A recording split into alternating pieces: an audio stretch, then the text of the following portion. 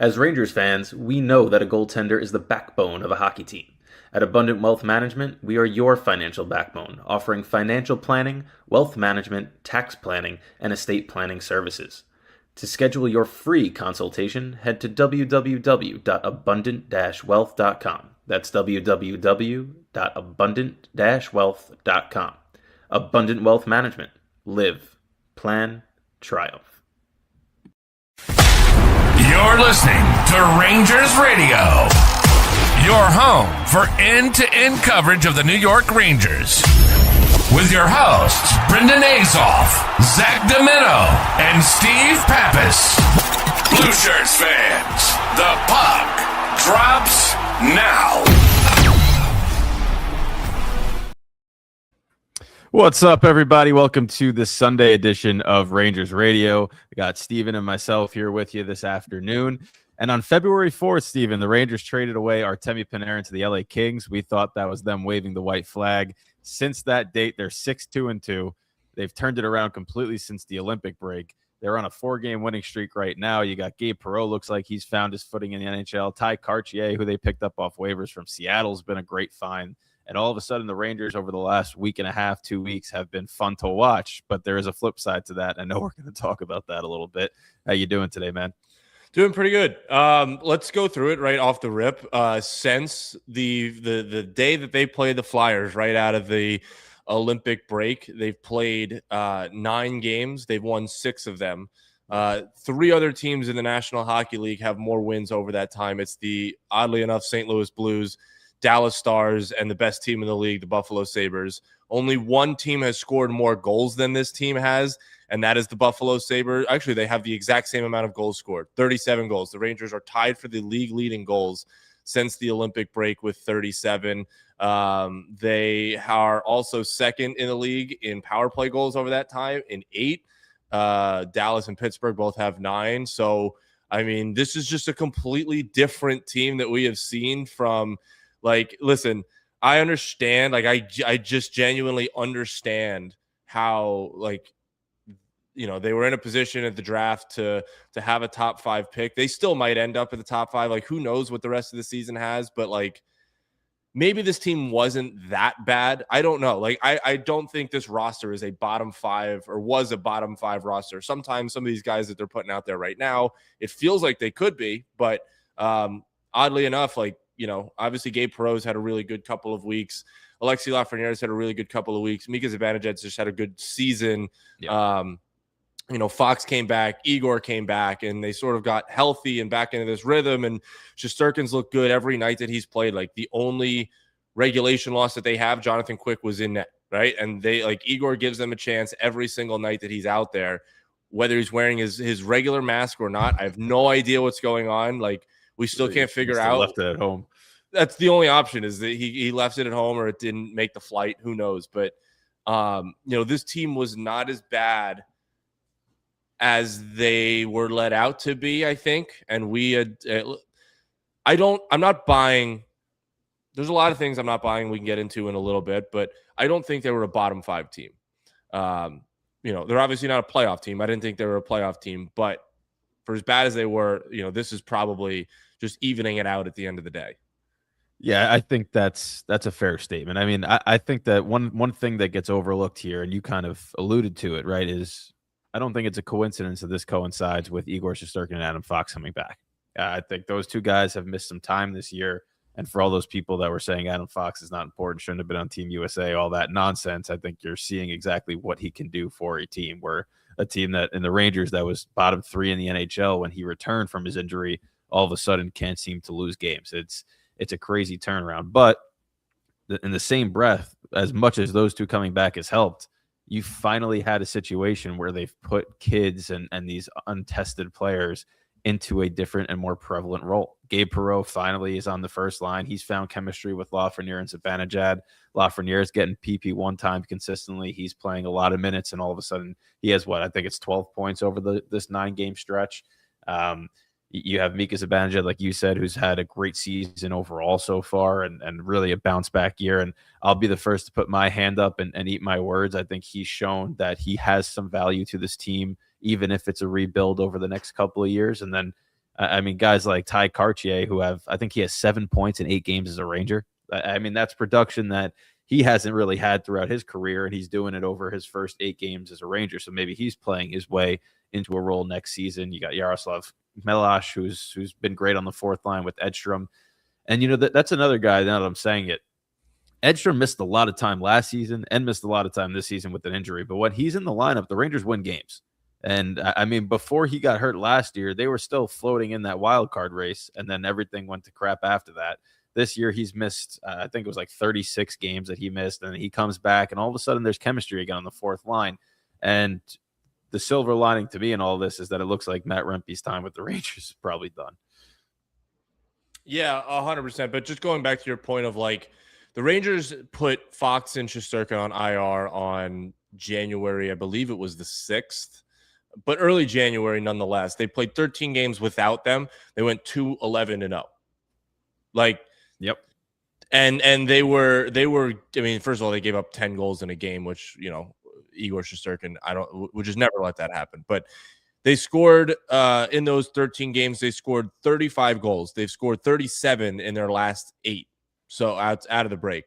But they also were giving up goals at a historic pace for them. They gave up 60 goals in 13 games. There was only 5 of the teams in the league over that time that gave up more, and it was Toronto, Florida, Nashville, Philly, and Vancouver. And all those teams are not having the best of seasons. So with your best defenseman out, and then at the time, trade rumors, who knew was going to stay? I think that played a little bit into it, but at the same time, I don't buy that as much because, these guys played themselves into those trade rumors.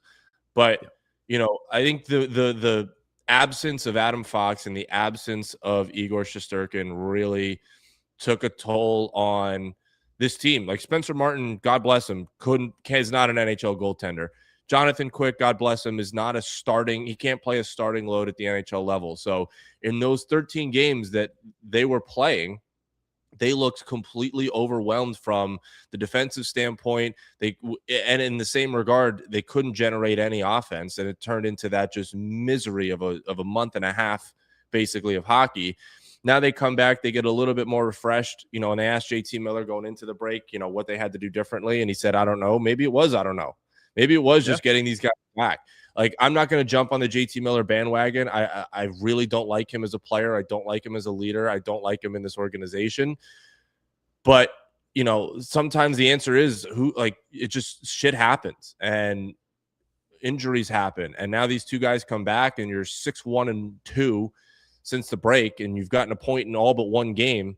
And you're still, by the way, in the bottom 4 of the league. Like, it's not like they've really made a resurgence where they could come and push for a playoff spot, but it just makes us less depressed watching them every single night. Like, they're at least fun to watch right now. They're scoring, it seems like 4 to 5 a night at this point, and they're fun right now. Right now, they're fun. I know I'd said I'd get into it, and now I feel like I'm rambling, but I am not. I'm just, how many times have we sat here and Alexis Lafreniere has had 5, 6, 7, 8 really good games and then is absent for 20, right? Like, come to me when the season ends, come to me a month from now in the middle of April when the regular season comes to an end. And if Alexis Lafreniere is still producing at the rate that he was, maybe not even at the rate. I mean, he had 14 points in 9 games, 10 games, something like that. That's he's been at almost a point and a half a game pace, so it'll slow down a little bit. Yeah, you're talking like 135, 140 point pace. Like if we sit here from now until we'll go back 10 games from when he started this heater to the end of the year, and let's say he has a point per game pace for 25 games, right? That's how many games they had left to end the year. If he's a point per game player for 25 games, I'll buy in a little bit more.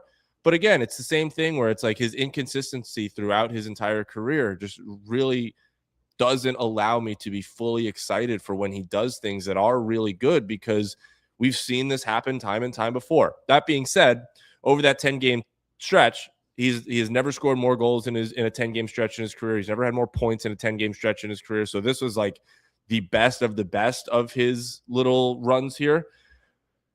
But it's just a matter of consistency from him. And Gabe Perreault, again, it's very young into his career. It's really nice to see him every night seemingly having a factor. I will buy in on him the same way I buy in on Alexis Lafreniere, and maybe not to his fault of having these stretches, but I just kind of liken him to Laf when it comes to like they have really good puck skills. They're really good when they have the puck on their stick, but they just don't have the speed and the skating ability to separate. So, I need to see both of them for 25 games to end this year really show me that they are, leaps and they've taken a step, maybe more Laf than Gabe Perreault at least. Yeah, I think I'm not sitting here fully buying into the fact that they got two studs all of a sudden, right? We've seen too much from Lafreniere to kind of we have to pause there a little bit. But what this does let me buy into is the fact that next season now they have a top line of Zibanejad, Perreault, and Lafreniere that's going to be developing chemistry over these last 10 games plus over the remainder of the season, and you hope that those three guys together can all continue this play, right? Now, you said it best. Even if they do it over the course of this season, you go through a whole offseason and come back, can they continue that? But you don't have to now look at trading Lafreniere this offseason. You can keep him as an under 25 player with another under 25 player in Perreault and a veteran and hope that they can now find their games in more meaningful minutes. So that gives me a little bit of optimism for the top line. But it's still it's a small sample size, and they let it go too long of just piss poor hockey for this to really be impactful in terms of the standings. But this is not all on Jonathan Quick, but Jay Fresh put out today his goaltender goals saved above expected for NHL goalies, right? Igor Shesterkin's fourth with 17.9 goals saved above expected. The Rangers as a team are 7.1 goals saved above expected. So there's a minus 10 there, a dash 10, and that's a combination of Quick and Spencer Martin, who spent some time up when Igor was out. That's tough, right? You can't win games when your goalies are playing that poorly. So that just goes to show again the importance of Shesterkin. So that's my impact now. I could back that up. By the way, I'm looking at Evolving Hockey as well. They have him at 6th at 28.48 goals saved above expected. What was the number that Jay Fresh had? Jay Fresh has goals saved above expected for Igor Shesterkin at 17.9. All right. I don't know what the models that they use, but I'll sort it by the team. Shesterkin, 28.48 expected goals saved above expected. Oh, wait, no.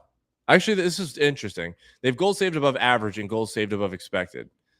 Either one. Shesterkin, 19.4 goals saved above average. Quick, -1. Spencer Martin, -4 in 6 games. Not great. I mean, yeah, it's the human cheat code in Igor Shesterkin, and of all the negative shit that we say on this podcast, I think the amount of times that we will be Igor Shesterkin apologists on this show. The contract is worth it. He is, the player. He is a difference maker when he is playing, and it shows. Like there's no one else in the league that's like him on a consistent basis.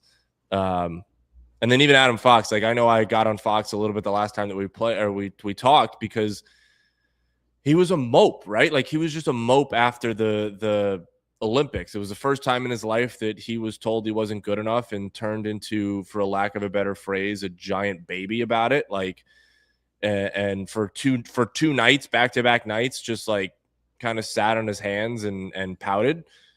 But he's been good. Like since he's come back, or since he's come back into the lineup, like he's been good. So, I think all that dark cloud that was over this organization is still there, by the way, because Chris Drury still runs the team. We have to pause a little bit. Chris Drury still runs the team.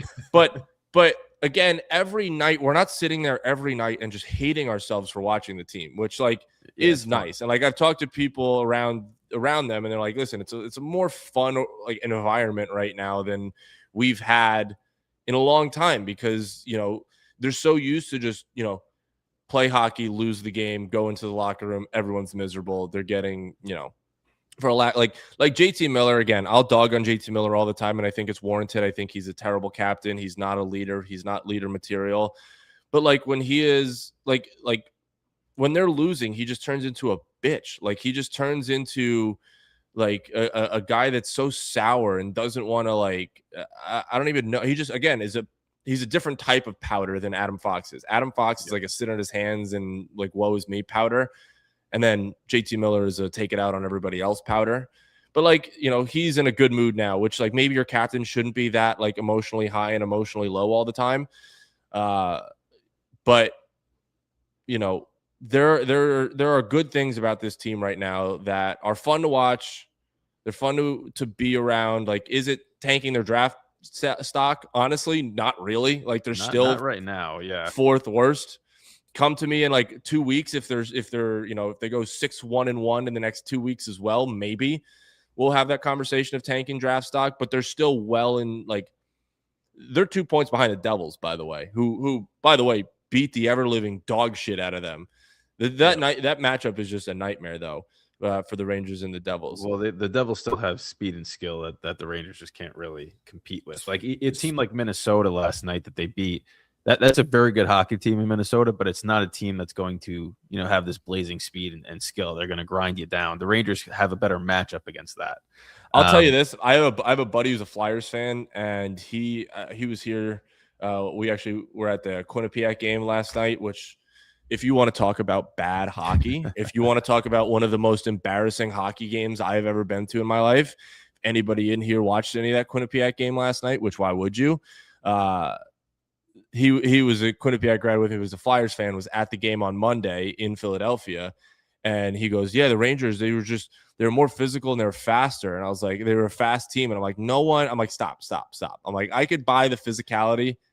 Yeah. No one has ever labeled this version. I will say that, Edstrom and Melash have good speed for their size. I think Katye brings a little bit more speed and straight line play at least to his game. Laba, and we've talked about that Laba too, but there's a difference between blazing speed, like when you talk about McDavid and McKinnon's and McCarrs of the world, like that's just straight line speed, right? And then there's a difference between being a fast team playing fast from point A to point B. And they have a couple of guys now that are doing that, right? You dump the puck and get in. They look more decisive. Like they look more decisive in their translates to speed. It's just, but so this is my impasse now and where I'm at mentally, because we've had about 3 months of negativity on this show. So over the last week and a half of fun games to watch, at least I've been trying to think a little bit more positively when it comes to this team. You go into next season. Goaltender solidified. Whoever's the backup for Igor Shesterkin, that pretty much is irrelevant, right? If Igor's not playing, they're not going to be competitive. So you have your number one goalie. You have your number one. I feel like though you should be addressing that backup goal to the point where like if Igor does go down, it is not the season is over because we can't have anybody that stops the puck. Well, to me, it's now or never for Dylan Garand to get that opportunity. And he's a free agent. So you either give him a cheap contract and have him be the backup, or you're looking at a veteran somewhere else. But I think at this stage of where the Rangers are at, it's got to be Garand that gets that nod, and you see what you have with him. So you have your number one goalie set. You have your number one defensive pair, Fox and Gavrikov, is set, and you have some wiggle room in terms of what you do with the remaining four, right? You're likely going to keep Borgen and Schneider around, so the right side winds up being okay. Schneider could play left side too. Robertson, I think, has impressed enough this year where he probably gets another shot. So you have 1 or 2 spots potentially to play around with on defense. With what we've seen from Katye, I think he has another year left on his contract, right? So if you're looking at that, you have a third line of Laba, Cooley, Katye, which I actually like. I think they've looked pretty good so far. You have Melash and Edstrom. If Edstrom could play center, those are 2 out of the 3 players on your fourth line. Maybe you put a Berard in there. Maybe you put an Adam Sikora. Maybe you find somebody cheap that's a veteran to play on the fourth line with them. So your bottom 6 is kind of solidified. Now you have a first line or potentially second line that's looked very good with Perreault, Lafreniere, and Zibanejad. So it does shorten the needs list going into next season of what you can go out and do, which is actually good considering there's no free agents. If we go into next year, right now, everybody on the forward unit outside of Johnny Brodzinski and Connor Sheary are signed through next year. Correct. That being said, the year after that, you're talking Will Cooley, RFA, Katye, RFA, Edstrom, RFA, Perreault, RFA, Laba, Hamelash, all RFAs. So that's a bridge that we'll cross at some point, probably this summer, where you're not signing guys for this year, but I believe they can sign those extensions July 1st, right? I would think so. I think that's the deadline. I think that the Rangers, because they're their players, have the right to negotiate prior to them actually becoming free agents. Yeah, and then on the back end, Braden Schneider, Vincent Iorio are the only two that need contracts this summer. So we're talking 32-year-old Johnny Brzezinski, 33-year-old Connor Sheary, and then 23-year-old Vincent Iorio, 24-year-old Braden Schneider. I mean, first of all, we know where the priority lands with those contracts. Those two need to be done first, and maybe not as much Iorio, but Braden Schneider. But there's not a lot of housekeeping that needs to be done. And oh, by the way, they also have over close to $14.5 million in cap space, which I think will go up because I still do think that they're going to wind up trading Trocheck in this offseason. So to me, if you trade Trocheck, that second line becomes the line you need to quote unquote add on, right? Now, how you do that is up to you.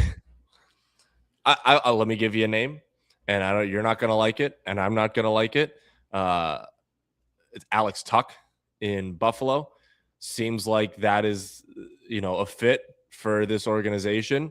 And if you're going to trade Vinny Trocheck and you're going to bring in Alex Tuck, who, don't quote me on this, but I believe is 31, 32 in that range, a little bit older. I don't like that, but it seems like it's very on brand for, it's a very Chris Drury move. It's definitely so. Let's paint this picture, and then we can get our thoughts. And this is not set in stone. This is not me saying that this team's going to be good, although I don't think they're going to be as bad as they've been since the end of their cup run against the Panthers. But actually, hang on, I do have one thing right before you do start. So Trocheck's got a 12-team no trade list. No, new league year starts what? July 1st? Is it July 1st? Yeah. So you got to so after July 1st, and we've talked about this trade happens at the draft if you're going to trade Vinny after the season, correct? I would think it has to be either right before or during the draft. Because if you get past that July 1st deadline of the new year, his 12-team no trade list goes down to 10. So that takes even more teams off the list. So that's if you're going to trade Vinny Trocheck, I would expect it to happen well before that July 1st deadline, just because Chris Drury gave him the contract, but it hampers him in the trade negotiations even more. Correct. Yeah. So let's say, just for the purposes of this exercise, that they do deal Trocheck. What that trade return involves, your guess is as good as mine, right? But let's say they go into next year. They go into next year with their current top line of Perreault, Lafreniere, Zibanejad. You have JT Miller on your second line, and you have to bridge those two sides of him. You have Cooley, you have Katye, you have Laba as your third line, you have Edstrom, you have Hamelash, and you have maybe a Berard or Sikora as your fourth line. You have Gavrikov Fox, you re-sign Schneider, so you have Schneider, and you have Borgen potentially, and you have Robertson, an insert player here, and then you have Shesterkin in goal. If they were to sign Alex Tuck, and then depending on who they draft, if they draft a forward that's ready to come up, do they do that? Is Liam Greentree ready to come up? Is Drew Fortescue ready to play? Like those types of options.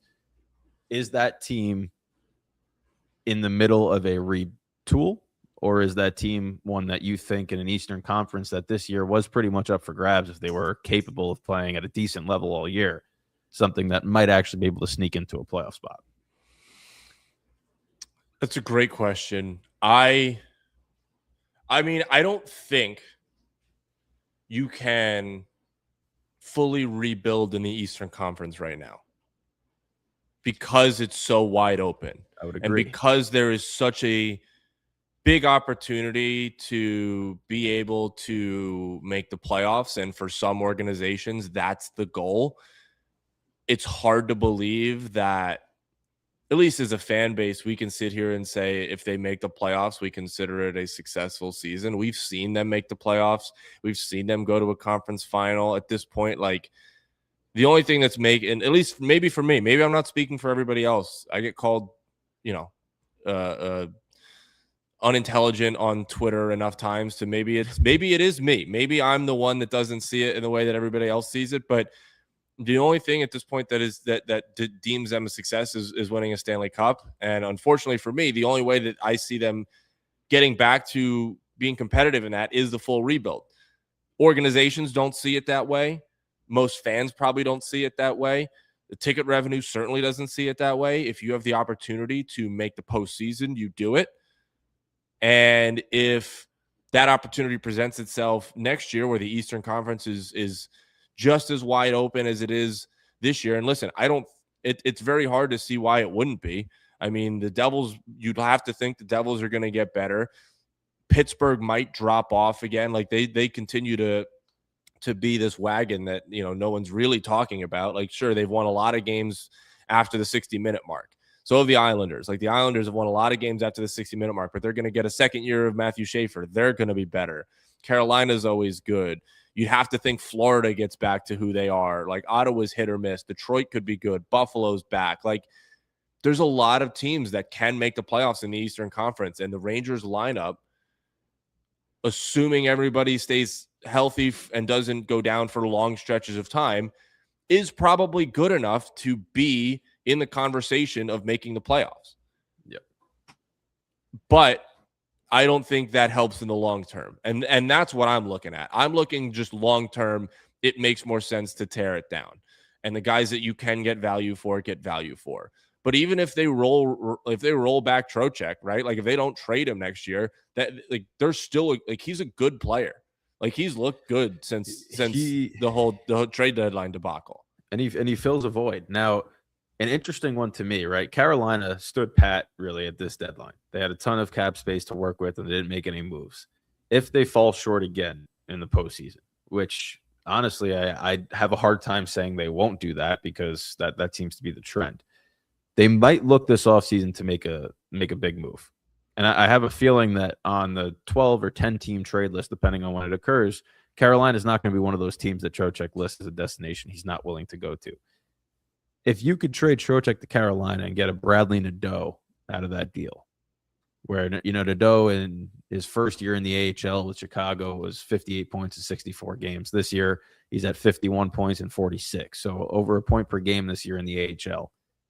If you can get him, who's a right shot, potentially a second-line right winger, and have him slot in with JT Miller and potentially a free agent signing on the left side, that's the type of move that I could get behind in trading Trocheck for, because you're getting a younger player. Yeah, I'm kind of scarred from trading with the Carolina Hurricanes. Though, I get that. Really good in the AHL. And that's, by the way, that's another name, Scott Morrow, who could be on the right side too, that we haven't talked about yet. Right side of what? The Guangdong Tigers? Who are we talking about here? They're kind of obligated to give him another chance, because otherwise move just becomes completely irrelevant. Shocker. Chris Drury makes a bad move. But yeah, I mean, I am hesitant of trading with the Carolina Hurricanes. It's like they say in football, if Howie, what's his name? Howie Roseman of the Eagles. If Howie Roseman's calling you, you hang up. Like, that's a team that I don't want to trade with. They're an organization that I really don't like, from their fan base out to their front office. Like, I feel like they do think they are smarter than everybody else, and it's not harder to be smarter than Chris Drury when you make trades, but just the way they go about things. I'm not a huge Carolina Hurricanes fan. That being said, I went through if you had to list, and I'll feed you this question right now. If you had to list of in the Metro teams you dislike from first, like, most dislike to least dislike, what is it? One for me is it's the Rangers, right? Like, one is the Rangers, and then we're including them in this. No. We're not including the Rangers. Here's my list. I'll give you time to think. So this is the list that I came up with, and let me know if I'm off base. I had the Islanders at my most hated, and I grew up in Jersey, and I'm still from Jersey. Like, for whatever reason, the Islander fans bother me just as much as the Devils fans, but the Devils are 2. The Hurricanes are 3. The Penguins are 4. Capitals 5. Philadelphia 6. Columbus 7. I don't care about Philadelphia. Like, I just could not be bothered with Philadelphia. It's interesting that you say that. So I have an irrational hatred towards the Flyers. I think it's something about their orange jerseys. It's just something about, like, Philly in general. I'm a Cowboys fan, so there's always been an ingrained hatred to Philadelphia for me, right? So I always have, and you could ask, like, my brother knows I despise the Philadelphia Flyers. So to me, naturally, right, the Islanders, Devils are 1 and 2. The Flyers have always been that third spot for me. They've always been the team that I just cannot stand. Carolina is a very easy 4.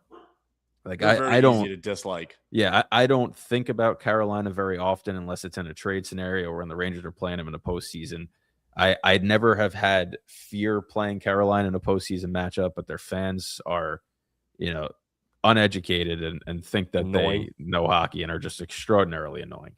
So that's an easy 4 and could be 3 if I didn't have this irrational hatred of the Flyers.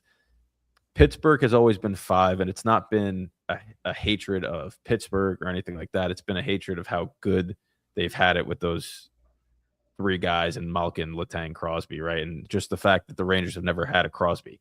And I've always been like, as much as if you're getting booed in every arena that you play in, you're probably pretty damn good. And that's always been the thing that pisses me off the most. After that, it's really a crapshoot.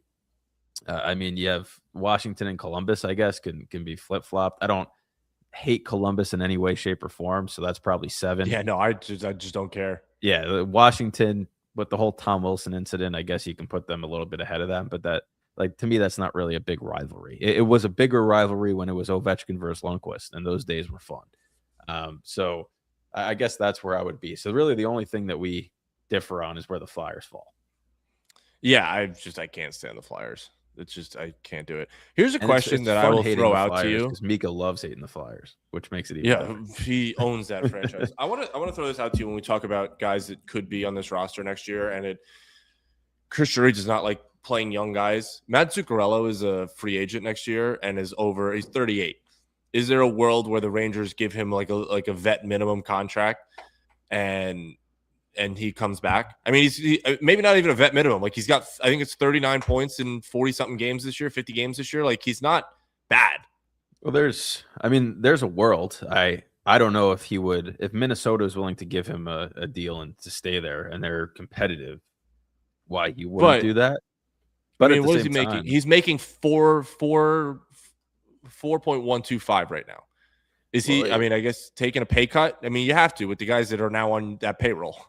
He would have to take one there where he might not have to take one to come to the Rangers. Now I'll flip this back to you.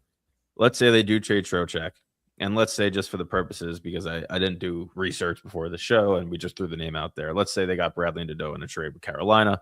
He's now on the right side. Miller's the center. And you go out and you sign Matt Zuccarello to a 1-year deal to bridge the gap. So now your top 6 is Perreault, Lafreniere, Zibanejad, Zuccarello, JT Miller, and Bradley Nadeau, and then you have the bottom 6 that we already talked about. Does that change things for you? If it's a rebuild or retool team, not really. Yeah, okay. So if you look at that from that perspective, you need to bridge that gap, right? Odds are the guys you're drafting in the first round this year, unless you win the lottery, are not going to be jumping right into your top 6, right? If you got Gavin McKenna, that changes things. But you have to bridge that gap for one more year at least, because the free agency, after 27 and to 28, when McDavid's contract finally does end, and like that's where this target is, right? Is to get those types of big name guys in 27, 28 when they become free agents. So to bridge the gap for one more year and to kind of give the fans something to hold on to in a year that might not go well, I would be all for bringing Zook back. I mean, that dude is a fan favorite forever. Let's get even more squirrely here, because we are forgetting about the big fish, Jason Robertson. Yeah, but the New big York fish. Hang on, wait. Let me get through this before you tear this into tear this apart. The Rangers have 2 first-round picks this year, which would go into the draft compensation if you are to offer sheet Jason Robertson, who's an RFA. Brendan did just bow out for a second. I believe he's having problems. So I'm gonna talk to you guys before he comes back. But Jason Robertson, to me, as Brendan is now back, Jason Robertson, and I haven't gone any further, so I've tried to stall as best as I can. I don't know if can you hear me at all? I've heard you this whole time. My camera just crapped out. Oh, lovely. So, all right, Jason Robertson, his draft compensation probably in the range of 2 firsts, a second, and a third, which the Rangers do have. And the Rangers have $14 million in cap space this year. At least, you'd have to think 3 to 4 of it is going to go to Braden Schneider. Nobody else really is pressing that needs to be signed. That gives you $10 to $11 million to go after Jason Robertson with the draft capital. Is that a possibility? And again, I'll flip that question on you. Does it change how you feel this team would be next year if if your top six is Lafreniere, Zibanejad, Perreault, Jason Robertson, JT Miller, Will Cooley? Does it change? Absolutely. I mean, Jason Robertson's a great player. And the beauty of Jason Robertson is that if you get him long-term, you're getting a long-term player in their prime because he's still an RFA. He's still in those years. So, yeah, I think that does change a lot. It gives you a legitimate goal scorer, something they have not had and now need to replace because Panarin's been that point-per-game guy for him. So if you can get production that continues at this rate from the Laf, Perreault, Zibanejad line, which is a big if, and now you could add a Jason Robertson into that mix as well, yeah, that changes things. I think that they become a playoff team, albeit not at the top end, but still at the low end. But you got to remember this too. To sign Jason Robertson to a $10 million contract, which I think is roughly where his pay range is going to be, right? You're giving 2 first-round picks, a second-round pick, and a third-round pick. If you manage to get him under $9.36 million, then it's 1 first, 1 second, 1 third. So you save one of your firsts. So to me, the only way that becomes something that I would be like, okay, you can consider is if it's under 9.3. That way you still have at least 1 first-round pick that you're making this year. But that's hefty capital to give up in a year where you kind of need your draft capital. If the Rangers, let's say, continue to play well through the rest, and I feel like a lot of this show has been hypotheticals today because we don't really know what to talk about because we don't know how to feel. A mirage. We don't know how to feel about what's happening right now. But let's say they continue to play well through the end of the year. Let's say they end up, what are they, eighth in the Metro. Let's say they end up 6th for just for fun. Let's just say they end up 6th in the Metro. It means that they would jump the Devils and probably that would be the Flyers as well, right? Those are the 2 bottom teams, or Washington? I think the Flyers and Washington are kind of flip-flopping back and forth. Right now, it's Devils, Washington, so 74. The Rangers are 10 points. Realistically, they're closest to New Jersey. Let's just say they jump the Devils and are 7th, and they continue to jump those Western Conference teams that are really bad, and they end up with this 10th pick. Does that change the value of that first-round pick that they have on top of Carolina's pick, which could be later in the draft as well? Like, are you willing to give up the 10th overall pick in a not deep draft and the 28th overall, 30th overall pick in a not deep draft on top of obviously a second and a third to go after Jason Robertson? I think obviously if you're in the top 5, top 3, no, that's not something you'd be doing. But if you play yourself out of the top 5, I think it could be explored in that it's not as valuable of a pick. So I don't know the answer to this question. And I don't think anybody knows the answer to it. Well, it's a separate question, but I don't know if you'll know it either. We might have to do research after the show. But if the Rangers were to sign and make an offer sheet offer for Jason Robertson,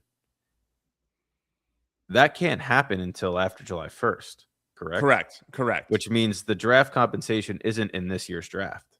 It's the year after. So that does change things automatically, right? Because now that being the 10th pick this year doesn't impact anything. It would be a first, a second, a third, or 2 firsts, a second, and third next year, which they don't have 2 firsts. So that would mean trading Trocheck for another first-round pick in 27 to make this a possibility. Now that's a different story. If you're able to have, even if it's the 10th overall pick this year, it's a lottery. The NHL is a lottery. So that doesn't mean you're picking 10th right out of the gate. Depending on where that first pick falls this year and depending on what you're able to get, right? If you're able to get a McKenna, Stenberg, or another, good forward that could potentially be an impact player, not necessarily just next year, but the year after that, potentially entering the lineup, and you could add Jason Robertson with your 27 capital, that's different. It's a much different dialogue, but I don't know what draft year the compensation is. I would assume that it would have to be 27. So this is all, hinging on what they do with Trocheck and what that return is. it would be a much different situation if you traded Artemi Panarin for a 27 first-round pick like we all thought they probably should get for him. And now you have 2 in each of the next 2 drafts. Now you're sitting in a position of power. But they're going to have to make a trade to be able to afford that over $9.5 million price tag that I think Jason Robertson's going to command. It's very interesting because I think it catapults it, but I think it's like deja vu all over again, right? When you talk about that, you get Robertson as opposed to Panarin, and you're in the middle of a quote unquote retool. And instead of retooling or rebuilding the way that we think they really should and continuing to allow these kids the chance to give them top 6 minutes, well, now you pigeonhole your top 6 to only 3 spots because you'll have Robertson, JT Miller, and you'll have Mika Zibanejad occupying 3 of the 6. And you have Lafreniere and Perreault already there. So that's really 5 of the 6. So now there's only 1 top 6 spot open for a potential top flight draft pick. Yeah, right? So it's fun. It's fun. It's fun where we're at right now.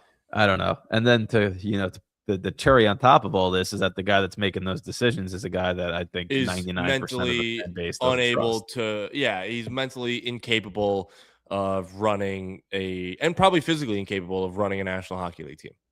It's sad, but at the end of the day, they're in a this last week and a half has put us in a better mindset. Now, all of this is contingent upon these guys continuing this level of production. But with consistent power play 1 minutes for Lafreniere and Perreault, if he were to jump JT Miller again, I don't know how they don't continue this level of production. I also don't know how you look at a third line of Cooley, Laba, and Cartier and go, well, that's not a better third line than we had at the start of each of the last 2 seasons, just based off age, skill set, straight line mentality, physicality, both sides of the puck.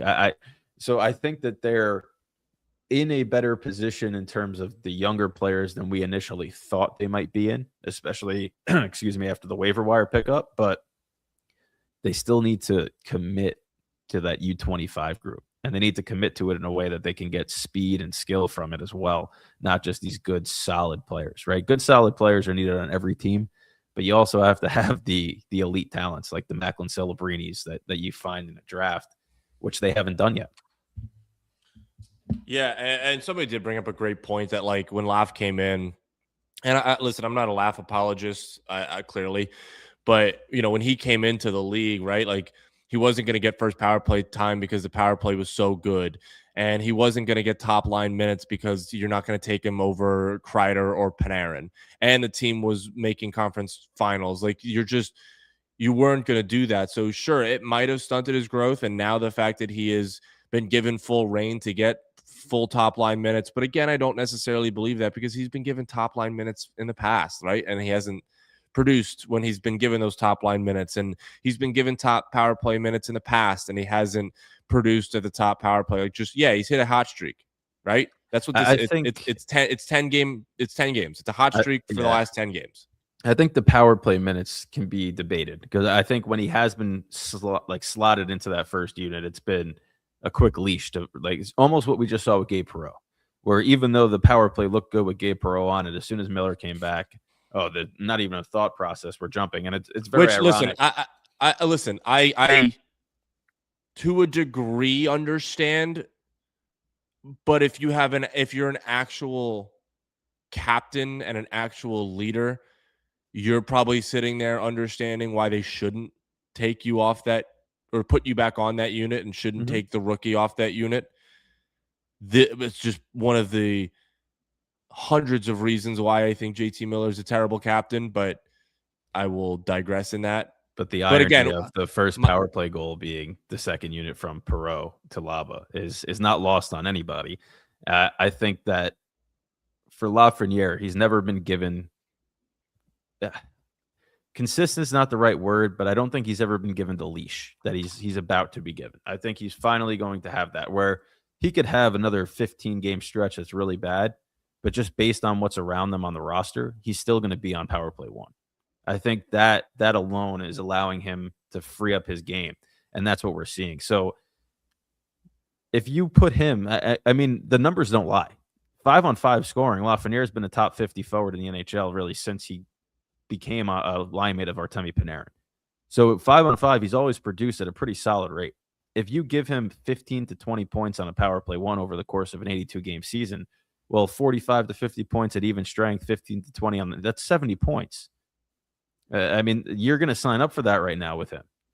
So I think that you have when to his give career him high is that. what, 52, 59? Exactly. Like he's scored 28 goals in this league. He's never really eclipsed that 55-point mark. So if you can now give him the consistency over next season and say, listen, you have the leash, right? This is your spot. You're now he's a veteran. I mean, what is he entering year 6 or 7 next year? So you're a veteran in this league. You get this opportunity. You're not going to be bumped off of that power play one unit.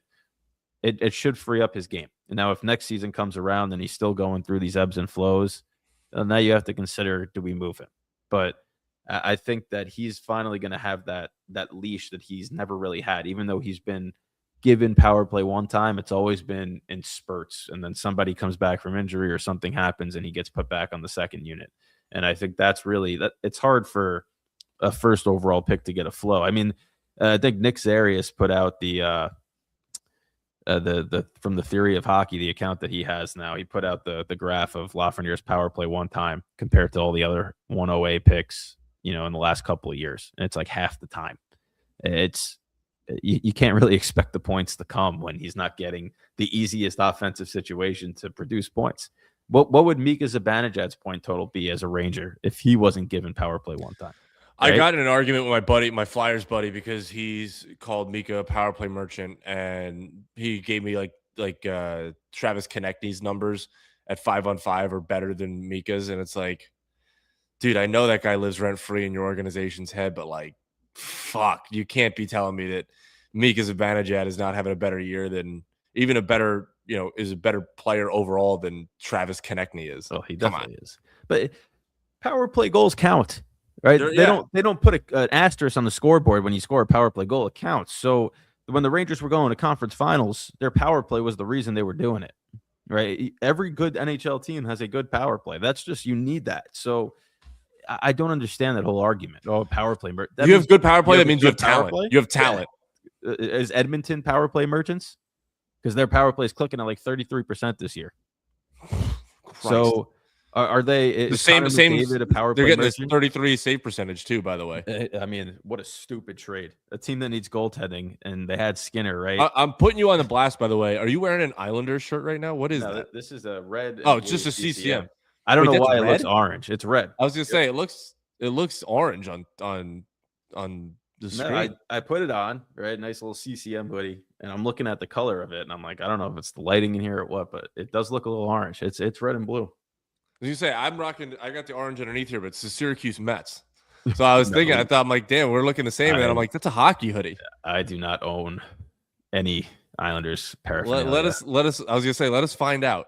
let us find out that you're a sleeper agent. No sleeper agents here. I have thought about rooting for them just because I've been so miserable. Matthew Schaefer. I do like Matthew Schaefer. It'll make you do terrible things. I was having a conversation with my Islanders friend last night, and he was like, "You don't hate Schaefer, do you?" He's like, "Nobody can hate Schaefer." I was like, "I fucking despise Matthew Schaefer. I can't. I'm like, one of those people that he's I like, like him.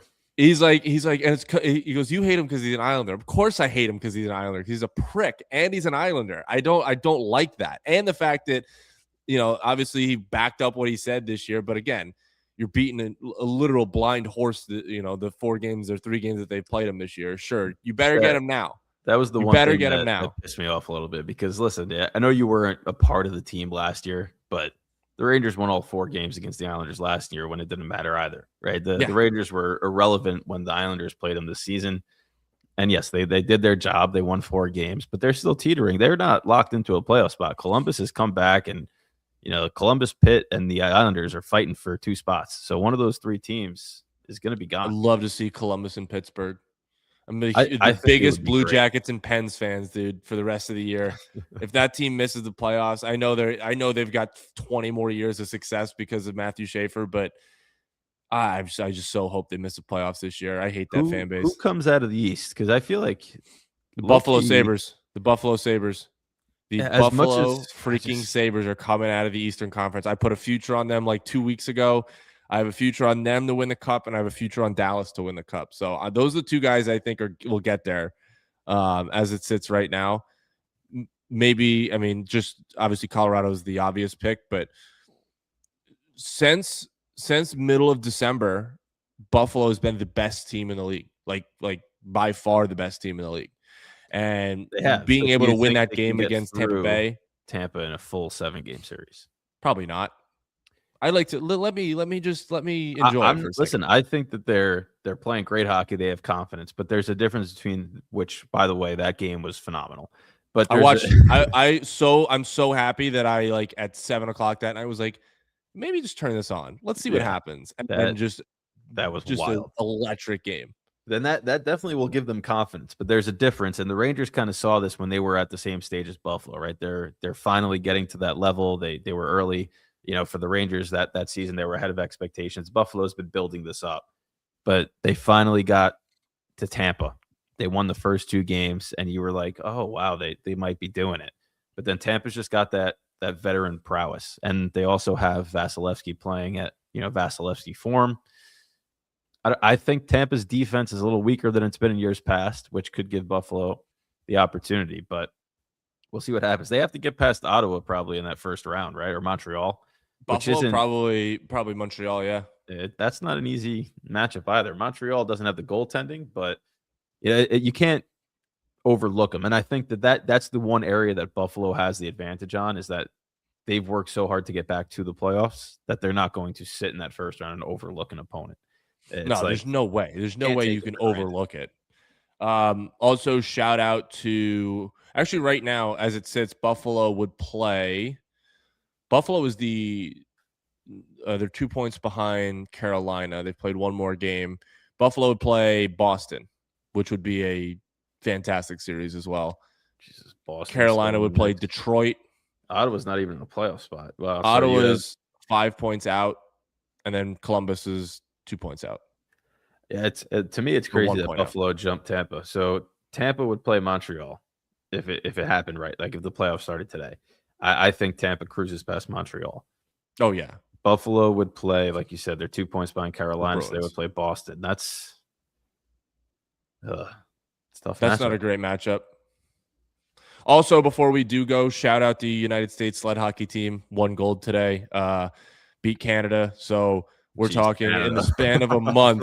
In the span of a month, took the sled hockey from them, knocked them out of the World Baseball Classic, took their men's and women's ice hockey, beat them in the World Series. They didn't win a Super Bowl. What else has happened?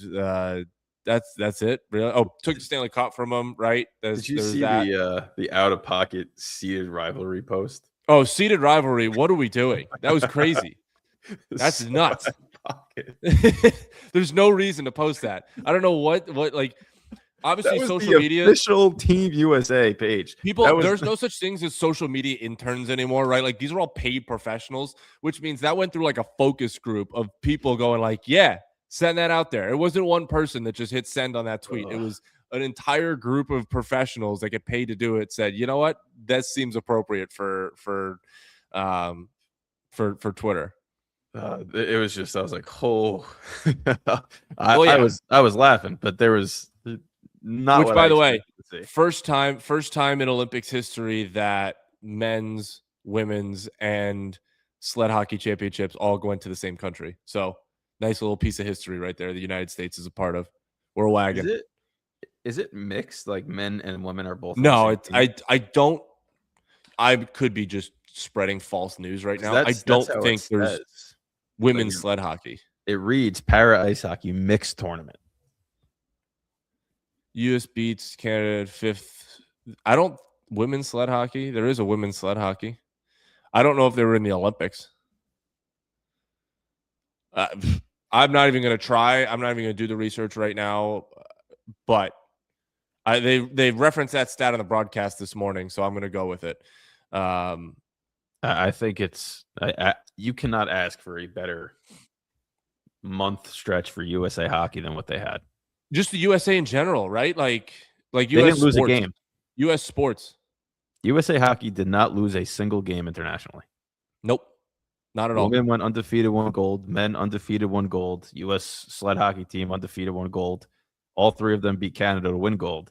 It's like if that doesn't catapult all three stages of USA hockey for, the men's side, women's side, and that Paralympic side. I don't know what else would, because that's just to not lose a single game and to win against your biggest rival in all three of the division of sport that this country has is crazy.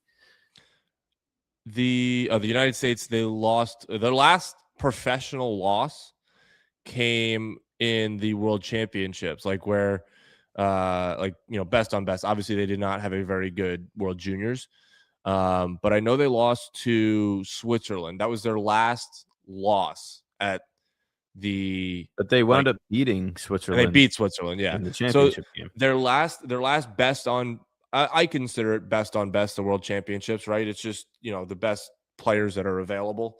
Maybe not the complete best on best, but internationally, the last time the USA lost a game was May 12th. It's March 15th. That's crazy. Yeah, it's a good run. Yep. And obviously 2 years from now, we'll have the World Cup of hockey back. We'll see how they do there. And you got to just try to keep that rolling. But USA Baseball beat Canada, like you said. They're playing Dominican Republic tonight. So baseball fans, it's going to be a good game. Big upset too with Japan. The fact that they're heavy or not heavy, but they're favorites against the DR, it makes no sense. Makes no sense to me. I was talking to my buddy and I was like, I'm not saying USA doesn't care, but to me, if you watch the players, it almost looks like they care, but they're getting their at bats in for the MLB season. And then you look at some of these other countries and they're like, this is what they're doing, right? They don't care about the MLB right now. It feels like forced passion, if that makes sense. It does. It feels like a bunch of guys getting reps. Like if they really were truly all in on this World Baseball Classic, you don't think Tariq Skubal, instead of pitching yesterday for Detroit, would have thrown potentially in the final game of this tour? Like who's pitching in the final game if they get through DR today? It's got to be Nolan McLean, right? Yeah. Who got lit up by Italy. So hopefully he bounces back. Which, by the way, you mean just USA light? Like it's not Italy. Oh my God. He got lit up by a bunch of dudes from New Jersey. Yeah, I mean Kyle Teal's from Ridgewood. Kyle Teal's he went to Mawa High School. No, from Pasquantino's. It says he's from Richmond, but I thought he has some connection to Jersey. I mean, all these guys. I mean, I know Kyle Teal. I don't think I ever played him in high school, but he was a Ridgewood kid from Mawa High School. I maybe played him in summer ball. I don't exactly know how old he is, but those are not. That's not Team Italy. That's Team New. Honestly, it's more a Team New Jersey than anything. Italian. Yeah, it's anybody that has a vowel at the end of their last name. That's who the team is for. It's funny, but I was. We got Zook. Zook's playing for him. Exactly. That's why he's not here today. The only serious part of it is Francisco Cervelli, who's former Yankee catcher, obviously, is making a name for himself in terms of potential managerial positions that might be opening up. But it's genuinely hilarious. And Mark DeRose was a graduate of Bergen Catholic High School. I am a graduate of Bergen Catholic High School. I get why he didn't know that they weren't clinched. I understand it.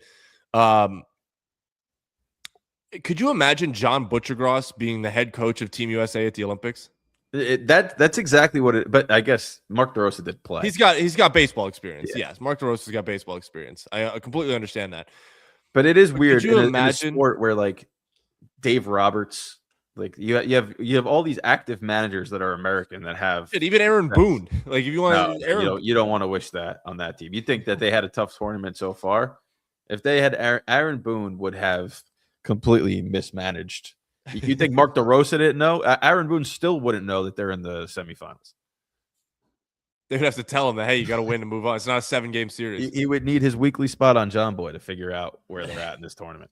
Jesus. All right, we've derailed. So the New York Rangers, 4 straight wins. They go tomorrow night, which we first time since October 2024, by the way, which is crazy. But 4 straight wins, and they take that winning streak into a home matchup against the LA Kings. So old friend Artemi Panarin will be at the Garden tomorrow. I will not be watching that game. I have my own game to play, but all signs point to that game meaning a little bit more than we all thought it might when the initial trade happened. So 4-game win streak at stake, 2 consistent home performances that have actually been good for the Rangers are at stake as well. And we'll see what Artemi Panarin has in store for his former group on an LA Kings team that went out big to make that trade and is still outside the playoff spot in what is a Western Conference where the New York Rangers would be 6 points out of a playoff spot. I think it's 4 now, right? After last night? 64. I think the last wild card now is 70. Oh. But either way, it's pathetic what's going on in that group. So we'll see what happens tomorrow. That'll be a fun game to watch, and we'll see what Artemi Panarin does against his former group. But didn't think we'd have a positive show the rest of the season, so it's nice to get that out of the way. Yeah, it's nice to be not just a miserable prick the entire time, as much as you guys think I am every show. But yeah, thanks you guys for watching. I don't know what we're going to do time-wise. I have started a new job, so I am still trying to figure out what my hours are. So we might not be doing Thursdays anymore. It could be Sundays. Who the hell knows? We'll figure it out. We'll figure it all out on the fly. We have a whole off season too to figure it out because that's going to be coming up sooner than we all would have hoped. But for now, Rangers 4-game win streak, 6-1-2 since the Olympic break. Lafreniere, Zibanejad, Perreault leading the charge. It's been fun over the last couple of weeks, and we'll see what happens tomorrow when Artemi Panarin's back in town. So awesome. See you guys later. Soon.